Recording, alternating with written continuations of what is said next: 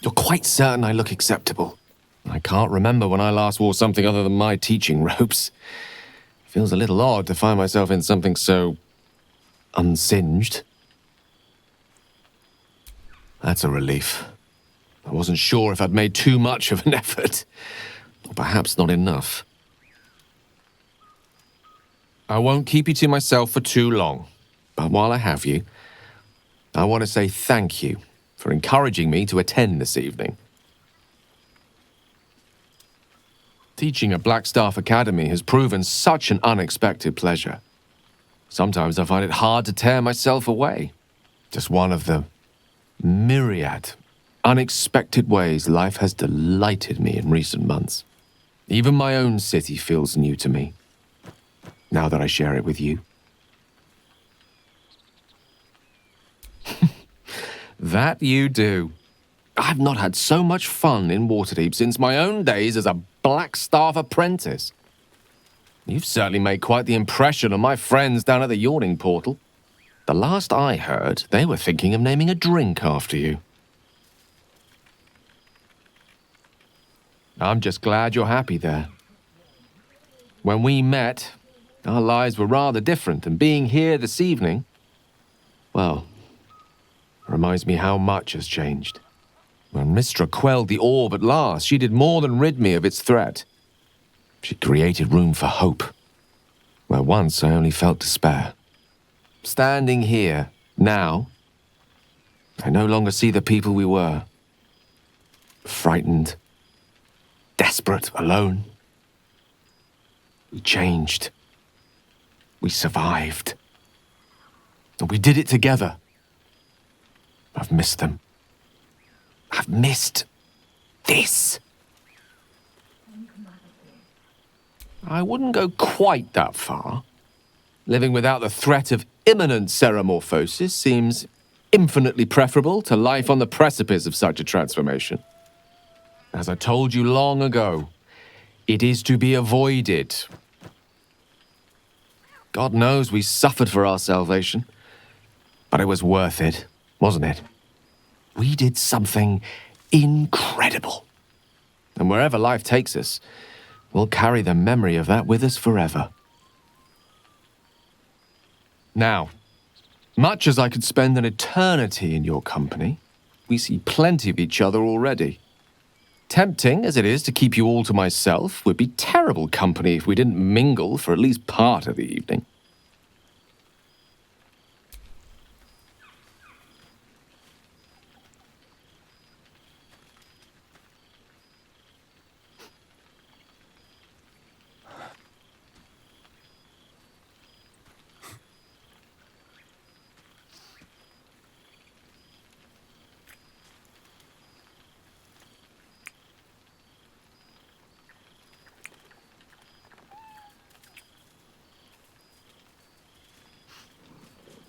I love you.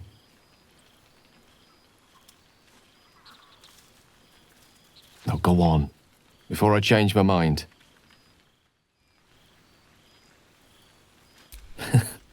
I'm not entirely certain that would fall under the definition of smart casual, but I'll be sure to indulge you when we get home. Perhaps I am overthinking things a little. I do rather like what I'm wearing. Well, I didn't want you showing up with an ink-stained professor on your arm. Not in such esteemed company. Sorry, my love. That was a little insensitive of me. May I say, your tentacles are looking wonderfully moist this evening. No finer illithid ever walked the face of Faerun. That's a relief. I wasn't sure if I'd made too much of an effort, or perhaps not enough. If only you'd applied those efforts to that thing on your chin. The day I shave this beard, Tara, is the day I shave you. For both our sakes, I hope it never comes. Some of us need to do rather more than oil our tentacles before a public outing, my dear. Not in front of Tara, please. Oh, don't mind me. I'm only your oldest friend and your mother's most voluble confidant. Do whatever you please. I don't mind.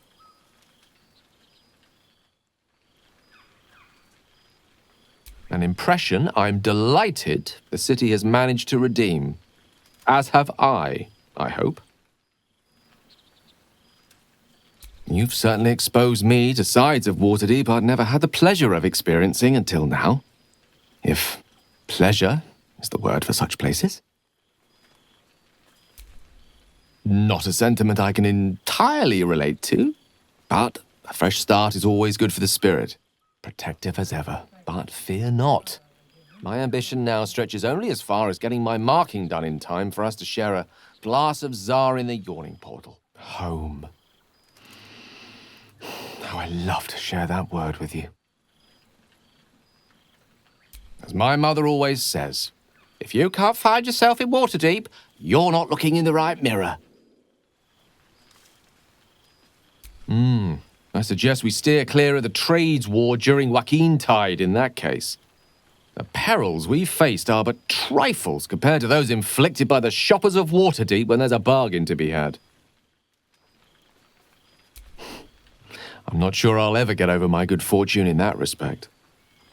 You are the happiness I never dreamed I could deserve. No. I prefer the warmth of my library's hearth these days. But the feeling of adventure, I confess, that I long for. I have been dabbling with the idea of capturing our adventures with humble ink and parchment. You've tales enough to fill a few good volumes. And when the truth runs out, who knows? My quill might take us on further adventures yet. Enjoy yourself, my love. I'll be right here if you need me. Or else somewhere near the buffet. I can't believe this is real. Never thought we'd gather like this again. It's quite... yes, it's really quite lovely. Goodness me. Well, this is a rather pleasant change of pace, isn't it? You're certain we shouldn't have, dressed up a bit? I suppose we do have a certain singe sophistication to us. Though I fear the fact we stink like rotten eggs shatters the illusion somewhat. Oh, ignore me. I'm merely overwhelmed to feel Faerunian soil beneath my boots once more.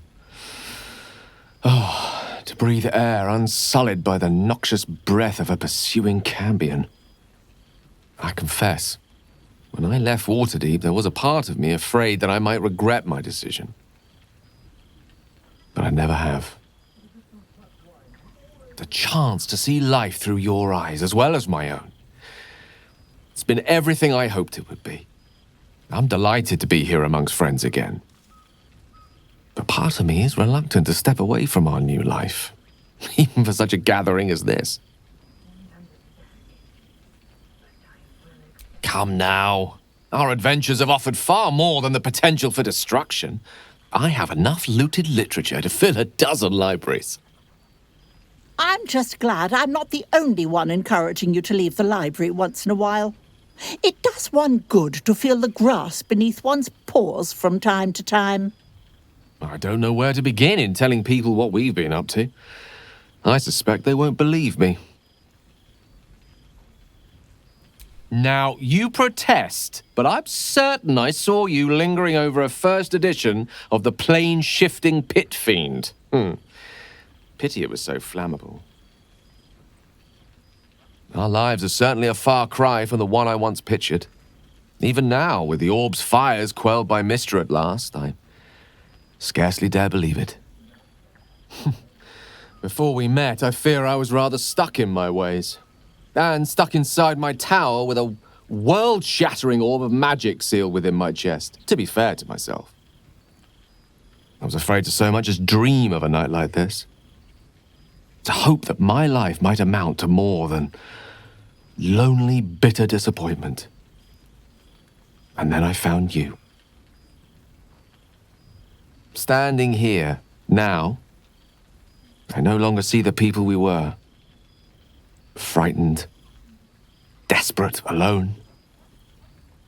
We changed. We survived. And we did it together. I've missed them. I've missed this. Without you, not a Tressim in hell's chance. Why, I do just fine in the hells, Mr. Dekarios. A bit of heat and these old bones is quite the luxury. Quite right. And we're delighted every time the cap flap of displacement brings you to us. No, fear not. I have no burning desire to return to this plane. Strange as it is to say, I'm feeling rather at home in Avernus. And with both Tara and I hard at work studying the finer points of devilish engineering, who knows? We might make a home in Waterdeep yet. Perhaps I am overthinking things a little. I do rather like what I'm wearing. And of course you look resplendent in it. Positively glowing. Though that may be your infernal engine making itself known. Oh, ignore me. I'm perfectly content. Besides, the chance to step out for a night on your arm is hardly one I'm going to pass up. Well, you know me. Always open to trying new things. Unfortunately. Oh, I don't know. There's a certain charm to the place. If you squint hard enough. And try not to breathe in. I find a satchel of potpourri worn as an amulet does wonders. Oh, I think that particular feat was your doing. But having a wizard with an aptitude for excellently timed counterspells beside you no doubt helped. Not me, of course. Gale of Waterdeep might have craved such attention, but Gale Dekarios does a heroic deed purely for its own quiet satisfaction. And the occasional hearty thank you. What can I say? You're an excellent teacher. We have had some fun, haven't we? I suppose you're right. Our adventures had their time and place. But it's good that we've moved forward. Carved out a life for ourselves every bit as rich and rewarding as the journey that brought us together. And Tara, mind? I could never forget about you, Tara. You wouldn't let me. God knows we suffered for our salvation. But it was worth it, wasn't it? We did something incredible. And wherever life takes us, we'll carry the memory of that with us forever. And I'm quite certain they're as delighted to see you as you are to see them. Speaking of which, I think it's high time you bless someone other than myself with your inimitable presence. You're quite certain I look acceptable. Our adventures rarely lend themselves to luxury, or cleanliness, for that matter.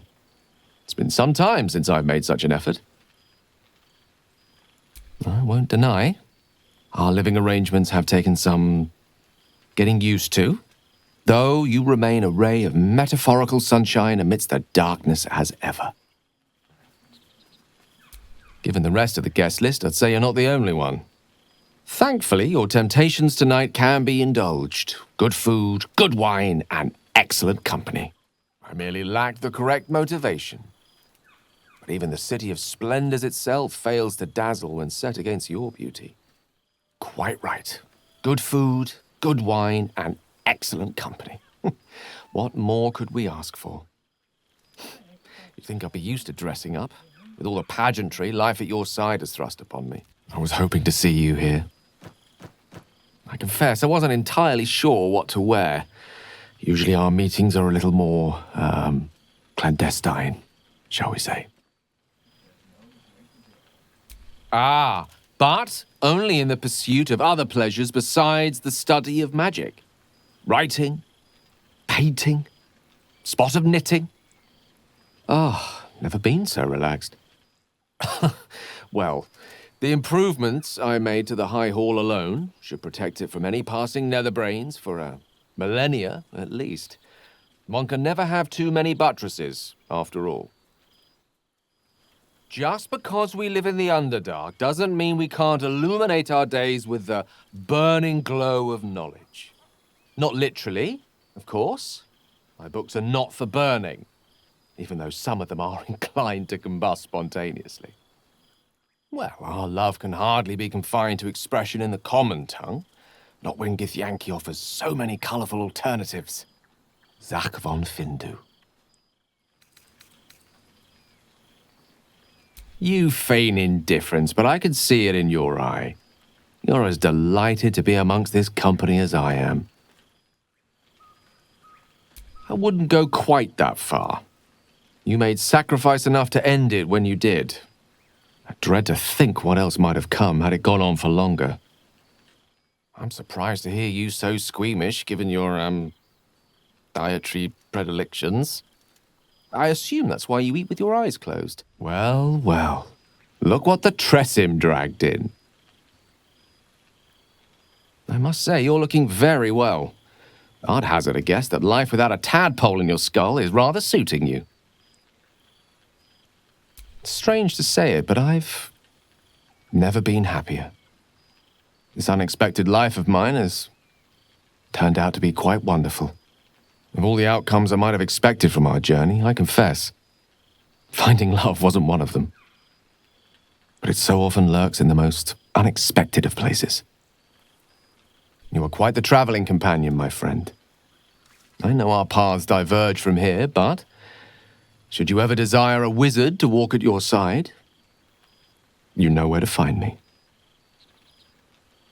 Excellent. I'll have my sturdiest magical boots at the ready. As am I. What a relief it was to set that particular burden down at last. In that case, I'd highly recommend taking the time to expand your social horizons. You can do better than a worm for company, I promise you. Well, well. Look what the Tressim dragged in. Professor Gale Decarius of Blackstaff Academy. Educator of the esteemed School of Illusion. A pleasure to remake your acquaintance. She did not. I'm delighted to report.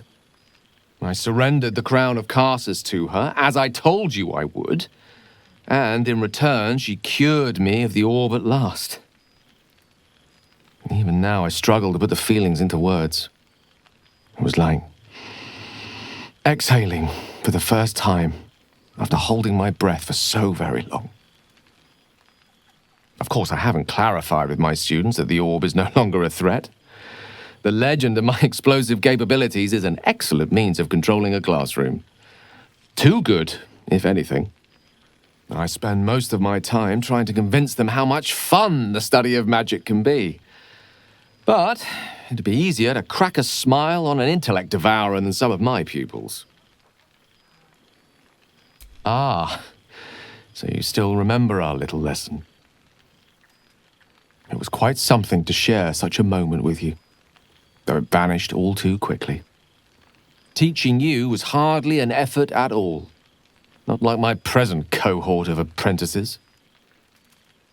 Oh, they try their best, of course, when they can manage to stay awake. The cheek of them!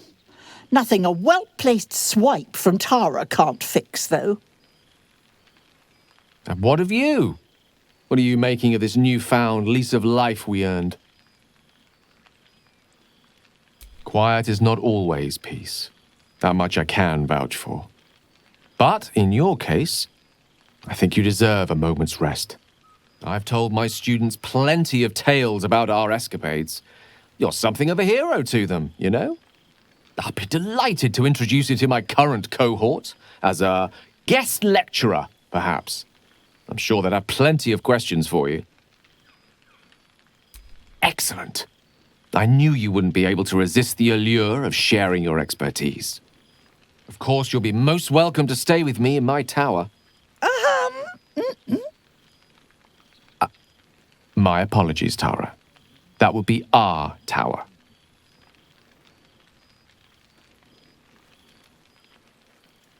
It will give us plenty of time to catch up on your adventures. I'm very curious to know what you've been up to these past months.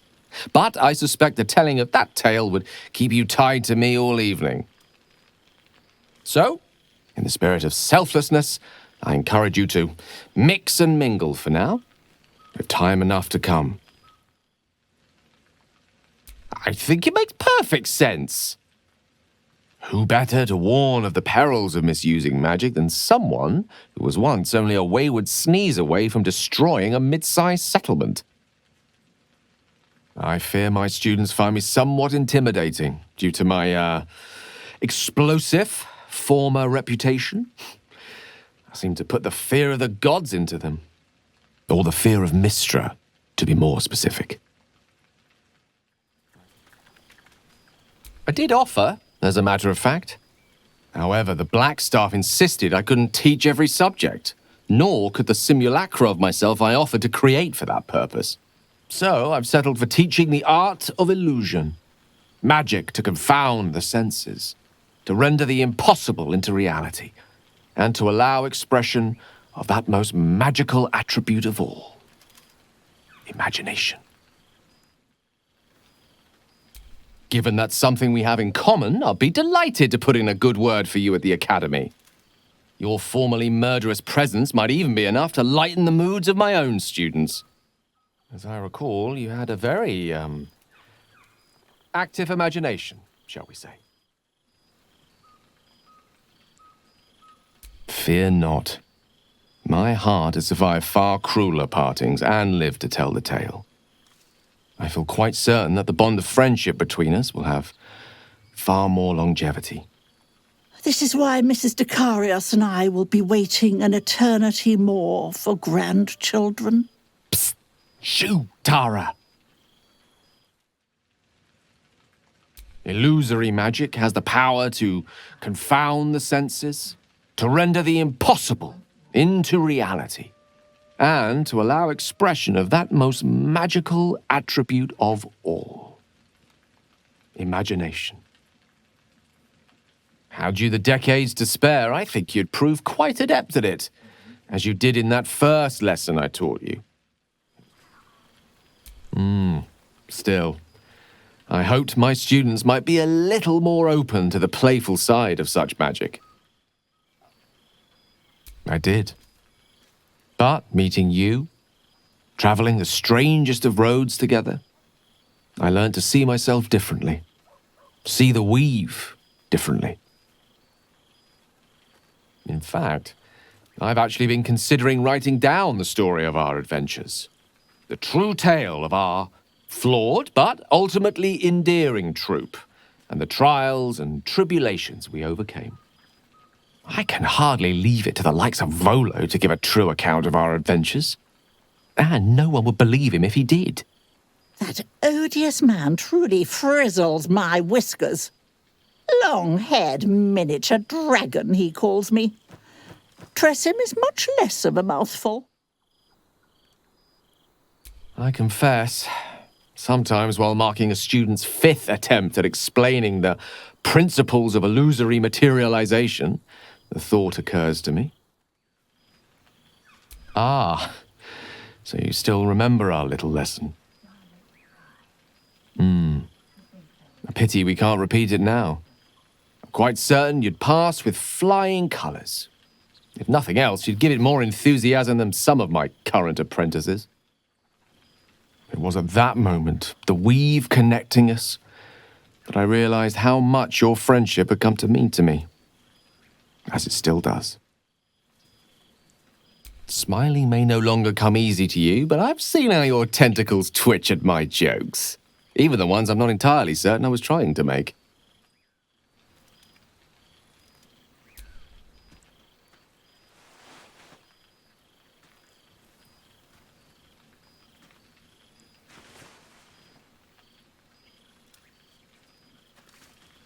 Well, that was quite lovely. I'm glad you're as pleased to see me as I am you. I have to say, I'm quite grateful to just be Gale for the evening. Oh, I assure you, my students keep me very well informed of your escapades, past and present. You're something of a hero to them. No harm in keeping yourself busy. You've a reputation to maintain, after all. From you, I'd expect nothing less. And I couldn't be happier for you. A fitting reward for the sacrifices you made in getting here. Living life to the full, even as an illithid. Inspirational stuff. Really? Well, I'm glad you've found a new profession, though best not to mention any previous neck-snapping inclinations. I imagine.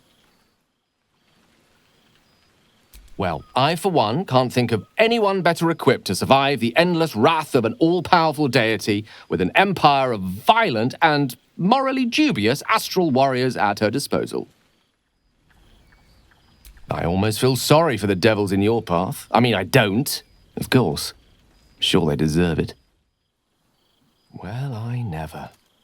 Lae'zel of Kalir, astral warrior, champion of her people. A diplomat. Nothing wrong with a bit of character growth. That would be a welcome twist in the tale. The more who fight by your side against Vlaakith, the better. Though you don't need the help, of course. Well, sounds like you've been keeping yourself very busy indeed. And in good company, too. It was never like you to lay about, so I shouldn't be surprised. I'm sorry to hear things have been so difficult. You have my sympathy, but not my pity. If anyone can do what needs doing, it's you and your paramour. Impressive. I'm afraid news of your church's success hasn't yet reached my ears in Waterdeep, but where Shah's concerned, I suppose secrecy is rather the point. Sounds delightful. What a joy it must be to live so freely in the light at last. Gotcha. Your secrets are safe with me. Well, I, for one, can't wait. And I say with some confidence, neither can they. I don't see why not. 2 heads are better than 1. Unless you're dealing with an Etin. I totally understand. Perhaps our exploits might be a little on the mature side for my students, come to think of it. Still, at the very least, you must come visit me. I have a pantry full of Waterdavian delicacies and a delightful bottle of Elverquist with your name on them. Excellent. I can hardly wait. Oh. Well, no matter. Dinner alone can be every bit as enjoyable as with company. Please, enjoy the rest of your evening. Never fear. My students are as open-minded and generous a bunch as you'll find north of the Chionthar. And I'll remind them of their manners. Say no more. There's a wizard in Blackstaff's anatomical department who owes me a favor. No questions asked. All diets will be catered for. I can hardly wait. I suppose, if I were to open a contained portal in a particularly safe region of Avernus... No, the Blackstaff would never allow it. Health and safety, you see.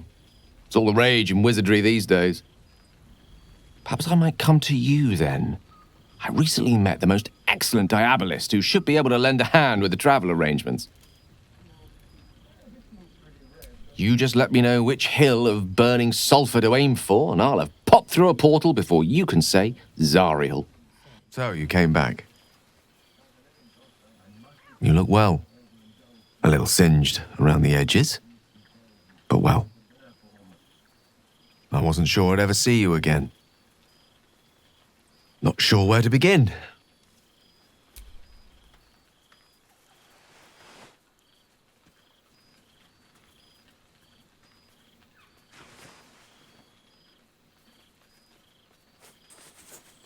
Yes, I think that about sums it up. Gods, I've missed you.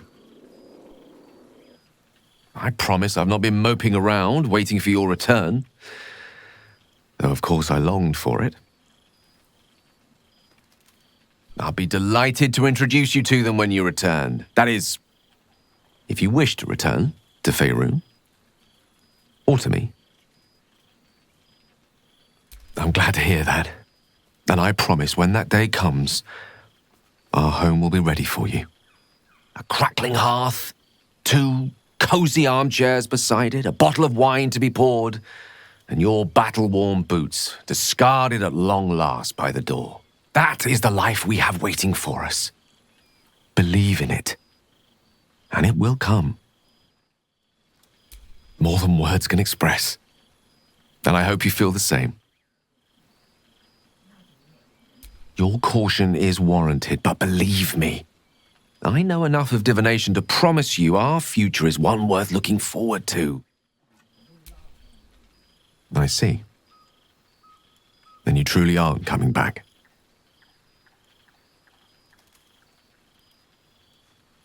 Well, that makes this evening all the more special. A fond farewell for someone I am most fond of.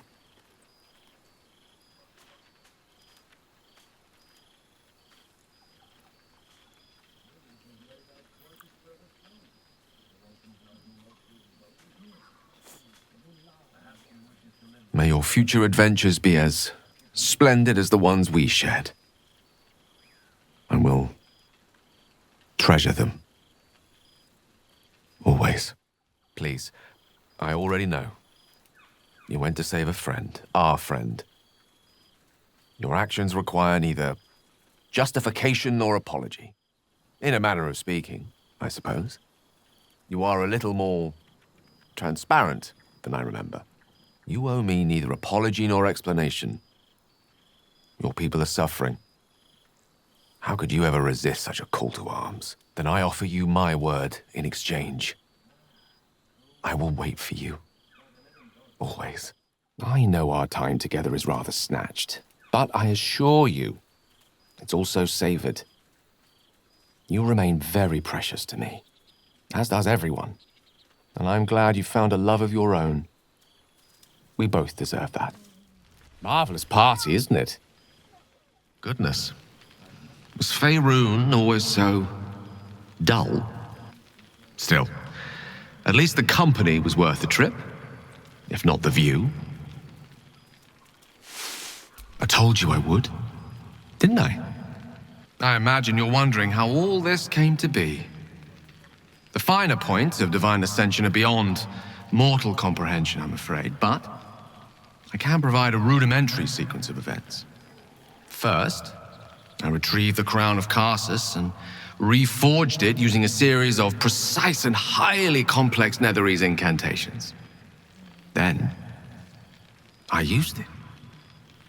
As you know, the orb within me was the half-formed Karsite Weaver, magic left incomplete by Karsus' self-destruction. I finished it. Using the crown of Karsus, I turned it into a new form of magic, fused with my being, driven by my purpose. And then I put it to work. As expected, Mystra was unwilling to hand over the reins of the weave, so I've claimed dominion over another area which I've passing familiarity. Ambition. I offer them nothing. I inspire them to seize their destinies for themselves. Great as the heights I've reached thus far may be, I've not forgotten my humble origins. In fact, they're central to my doctrine. Those drawn to the Galarian Creator merely seek my guidance as the impressive, all-powerful being I've become. Ambition is about beginnings. It's not just about the heights, but the lows that preceded them. I was nothing. drifting dust mote of a wizard, abandoned by my goddess, my powers lost, my reputation destroyed. And look at me now. I'm their proof. Proof their hopes are not barren wastes, but the loamy soil in which their future achievements will flourish. Proof that with ambition, anything is possible. Hardly. I'm simply more honest about my involvement. Not to say I don't help more actively when the cause arises. A whisper in the ear of a struggling artisan. A breeze to flutter the pages of a tome before a frustrated mage. A magical weapon stumbled upon by a desperate would-be hero. I am ambition incarnate. As indistinguishable from that most potent sensation as Mystra herself is from the weave. And word is spreading. There are already several shrines in my honor scattered across the outer reaches of Thay, and rumors of a very prominent temple under construction in Arm. This is only the beginning. I thought you would be. Now, divine as my company undoubtedly is, I have an eternity to catch up with you.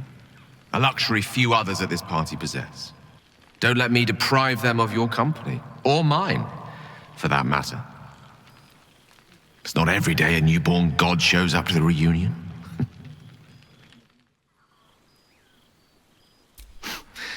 I'm afraid time works quite differently in Elysium. I didn't realize how long I'd been gone until I received Wither's summons. I'm forgetting my audience. Etiquette amongst the gods works rather differently. They're a lot more direct, shall we say. Not to be overly pedantic, but they are my powers now. Ha ha ha! Mortals and their jokes. I did think to bless the heavens with my own inimitable wit, but, alas, most gods are rather devoid of humor. Secure, at the heart of my domain, protected by all the powers at my disposal. I can say this much for now. Mystra is welcome to her dominion. My aims are set a little higher than offering cursory blessings to just any half-decent spellcaster. I exist not to bestow favors on my followers, but to inspire them to seize their destinies for themselves, exactly as I did. I'm their proof. I don't recall saying that I'd given up. Fear not. I'm treading carefully. If you think mortal politics is bad, I assure you, the machinations of the heavens would leave you reeling. I assure you, this is merely the prelude to a far grander vision. Elysium's in for something of a shake-up. Secure, at the heart of my domain, protected by all the powers at my disposal.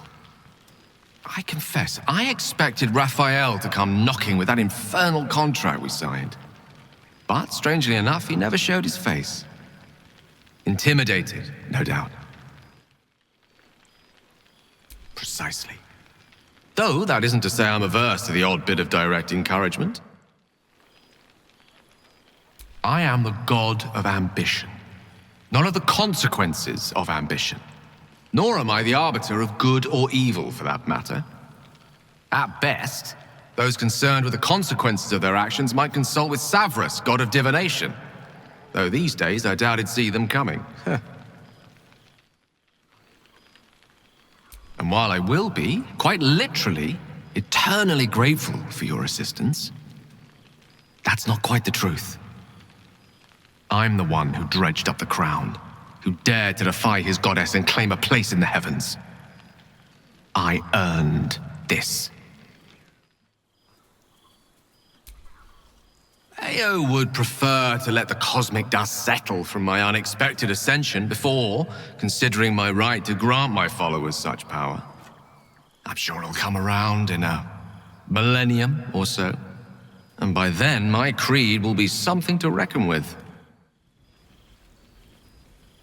Such a feat would certainly be within my capabilities, but alas, my hands are tied. Bodily interference with mortals lies well beyond the purview of my particular niche of divinity. Besides, you know yourself how hot Zariel's bloodlust burns. She'd see the heavens themselves scorched to ash were I to put a spanner in her machinations. That faulty ticker of yours can be fixed, I'm quite certain. But the outcome lies in your hands, not mine. Throw a prayer or two my way, though, and I'll gladly provide some encouragement. A wise decision. Though, if it's all the same to you, I'd suggest making sure your devotions are of the silent variety. Should Zariel catch wind of my greasing your engine, so to speak, well, I suspect neither of us will relish the consequences. No use for the god of ambition? I only hope, once your heart is as strong as your head, you don't regret that decision. Until then, I'll leave you to your own devices, infernal or otherwise. A wise decision. Though, if it's all the same to you, I'd suggest making sure your devotions are of the silent variety. Your kin count amongst my most ardent worshippers. Should they feel I see their condition as something to be fixed, well, I imagine they'd make quite a mess of my temples.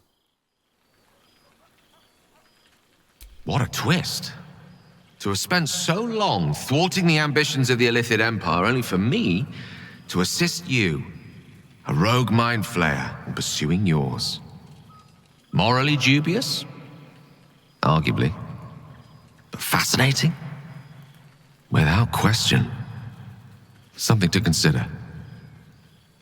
Regardless, ethical quandaries are more the remit of my mortal devotees. They do love to talk. And Faerun is starting to listen. But you could be so much more. Trust me. I am ambition incarnate. And like seeks like. I sense it within you, even if you don't. You're not content to fade into the history books just yet. In time, you'll come to see that. Why walk in the sun, when you could walk in the heavens themselves? Yours is a heart I would never let break. But it is not time yet. That infernal contraption of yours has served you well. I think it deserves a good send-off, don't you?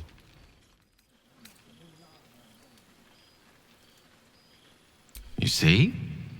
Now you're realizing your true potential. You and many more by the day. I believed in you for so much of our journey. It's a pity you won't do me the same courtesy. I suppose it was foolish to expect a mortal to understand. A bold decision to treat a divine being with such cold indifference. You mortals do love to live dangerously, don't you? Don't worry. With the ambition you hold, you'll never be too far from my sights. Pursue your dreams, and keep me in your prayers, and who knows? They might just get answered. It's quite something, isn't it? To be in the presence of the divine. Fear not. That tingling sensation is merely your body's way of alerting you to my presence. It's perfectly harmless. In small doses. I hoped I'd see you here. I imagine this must be quite a shock. Whatever you're feeling, do not be afraid. Still me, just an improved version. I told you I would, didn't I? Forget you? Never. I see you won't be claiming the domain of patience in the heavens.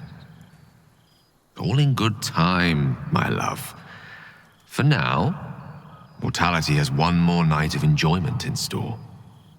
You're finding it hard to stay away from me. Perfectly understandable. Divine essence has a rather magnetic quality where mortals are concerned. Resist for now. Enjoy the night. And I promise, we'll be together soon enough. He's the god he deserves to be. I achieved everything we hoped I would, and still, I'm not good enough for you. I came here to offer you the heavens, but I see now, such an offer would be wasted.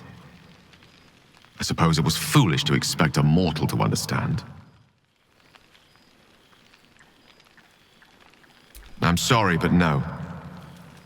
I know what comes of love between the gods and mortals. I would never expose you to such risk. If I cannot spend an eternity with you, I'll settle for an evening.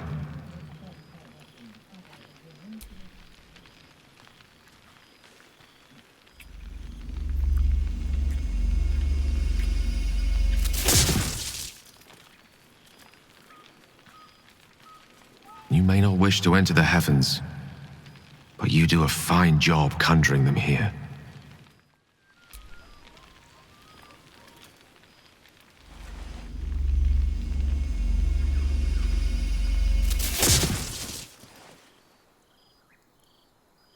I've found many delights in the heavens so far, but I have to say, nothing as rare as your friendship.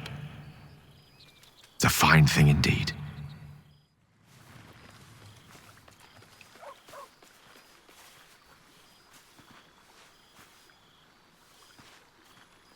So, it's time for me to return to the heavens.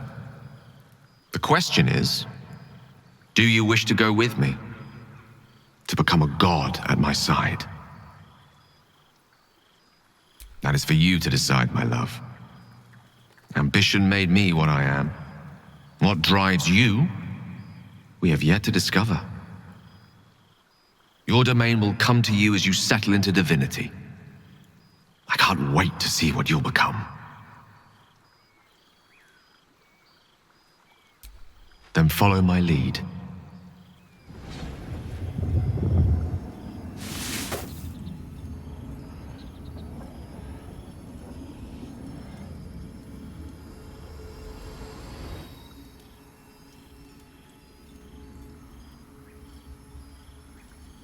Close your eyes. How do you feel?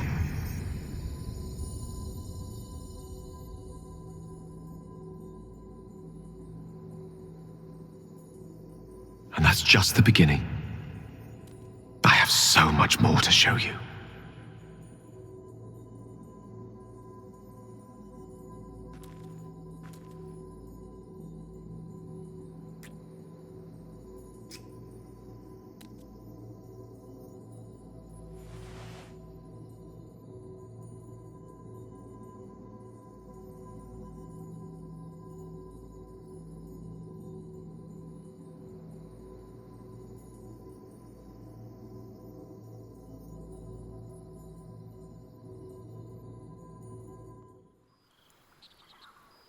You aren't.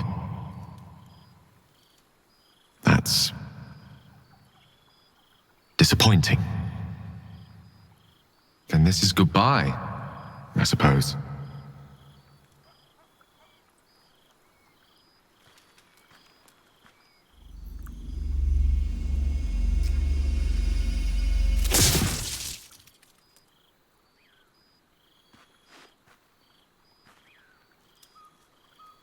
You may not wish to enter the heavens, but you do a fine job conjuring them here.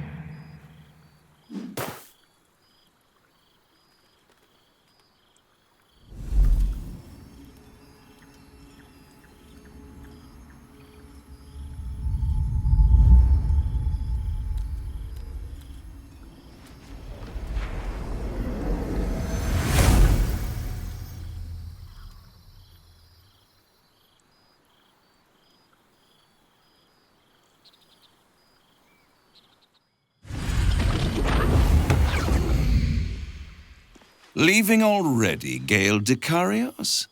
I think not. You have something of mine. The crown of Carsus. If your heroics hadn't already proven your quality, those words would. Honor is a rare commodity among mortal kind. Rarer still among immortals, I'm afraid. You're an alluring figure, Raphael. I confess, I took a liking to you the moment we met. We have something in common after all. Ambition. But here's where we differ. You have lofty goals, and the crown is the key to them. You're desperate to get your claws on it. Ambition is your bread and bloody butter. But it's more than that to me. It's my domain. And I think in your case, I'll bend the rules and make things a little more interesting for both of us. Do not toy with me, wizard. I thought you liked playing games. You can have the crown, Raphael, but you'll need to come and collect it from my realm. You can't do this! I rather think I can. Ta-ta for now. That was immensely satisfying. I need to go and prepare for him to come knocking at my door. The question is, do you wish to go with me? To become a god at my side? I hit him where he's most vulnerable, pricked his pride and sent him back to the hells to lick his wounds. He'll be back. The question is, will he find us side by side? I'm not going to take it. He's going to give it to me, as promised. Isn't that right, Gale? The crown belongs to me. That was the agreement. Well met. I am a magical projection of Gale of Waterdeep. And if you see this manifestation, that means I have prematurely perished. Alas, on this occasion I appear to have been erased from this plane in both soul and substance. So the usual protocol for revivification cannot be followed. I am, however, available for the duration of this spell to assist with the tying of any loose ends related to my recent departure from mortality. A sequence of elegantly designed failsafes to be executed in order to reverse the occurrence of my unexpected but impermanent demise.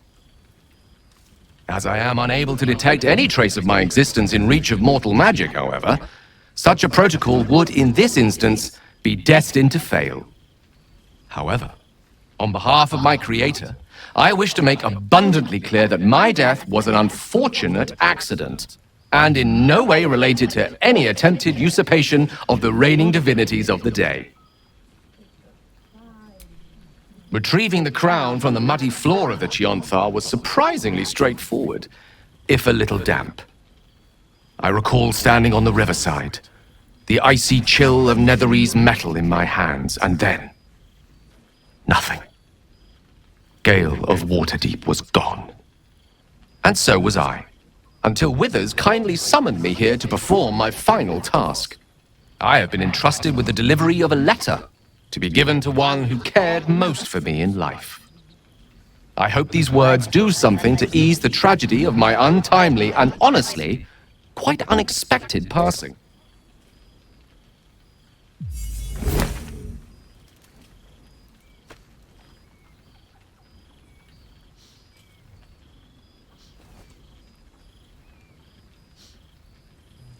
With that, I'm afraid my spell is waning.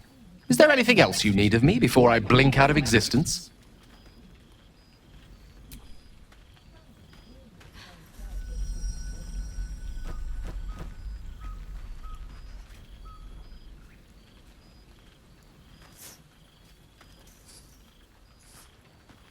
To think I believed godhood was worth losing all this.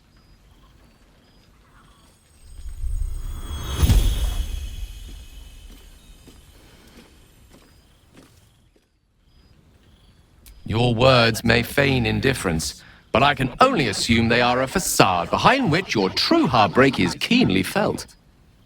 The good news is I am here precisely to assist in cushioning that heaviest of blows. As a precautionarily prepared spell, I'm afraid I wasn't witness to the exact nature of my demise. As I said, I am merely a projection of Gale. A highly accomplished one, reflecting my creator's flair for such magic. But in no way am I the great wizard himself. He is gone. Quite the opposite. My funeral protocol runs to several hours of riveting speeches, tributes, and instructions as to the beneficiaries of my various wizarding sundries. Then permit me to relay the truth as far as I was witness to it. I'm afraid so. I am merely a projection of Gale of Waterdeep, and therefore made you no such promises.